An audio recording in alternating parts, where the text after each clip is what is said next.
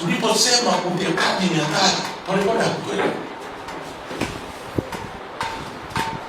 Leo yuko wapi Polepole? Ametekwa benki saa 8. Ametekwa Mdude Nyagali wa Chadema.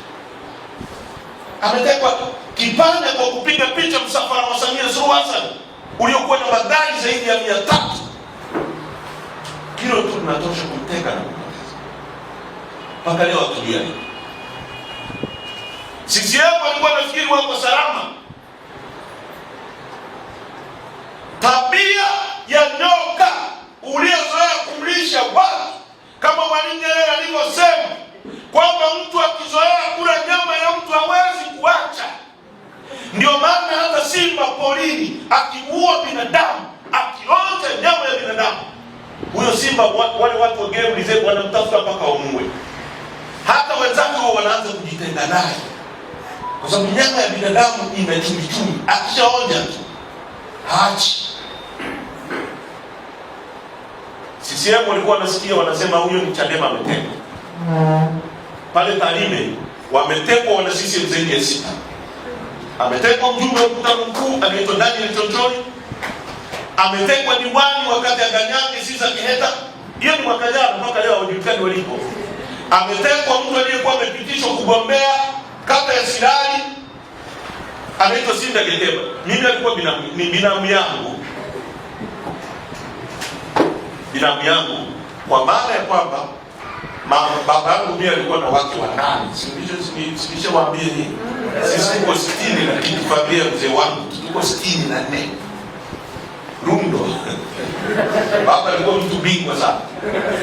Sasa miongoni mwa wake wa baba ni shangazi yake na huyo Simba.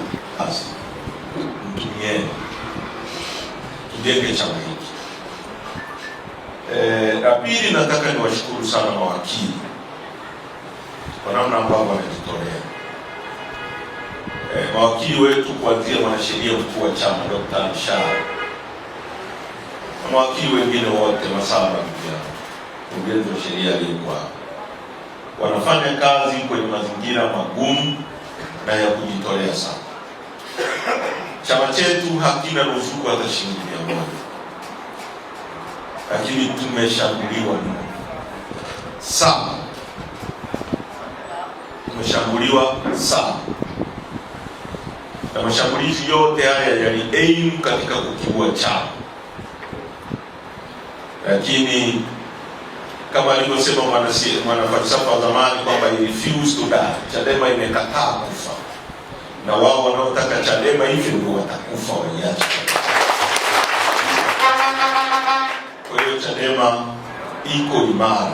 Na tuko imara kwa sababu yenu, viongozi wetu, toka kwenye kila kata, kwenye kila msingi, kwenye kila wilaya, kwenye kila tawi, kwenye kila jimbo, mikoa.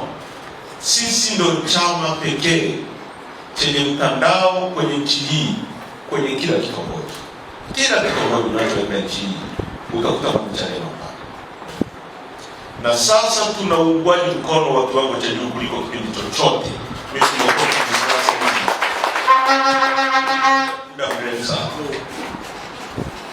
Naweza kuambia kwa uhakika tunaungwa mkono kuliko kipindi chochote. Jana na sio jana, nawapa mfano wa jana na leo. Jana nilikuwa napita natoka Tarime, nikashuka pale Bunda kunywa chai. Kuna watu wanasafiri pale, wako mle. Ile hoteli ilikuwa balaa, nafikiri mkutano anga. Yaani watu wakanusa niko pale, wakatoka huko nje, wao bodaboda wakaja pale, wale waliokuwa wanashangilia mle, utafikiri tunafanya mkutano. Leo hata hapo mahakamani usione hapo. Hata wale ndio wenyewe wanasema tunafurahi kuona watu wa Chadema. Anajifanya rudi nyuma huko, anasema tunawapenda.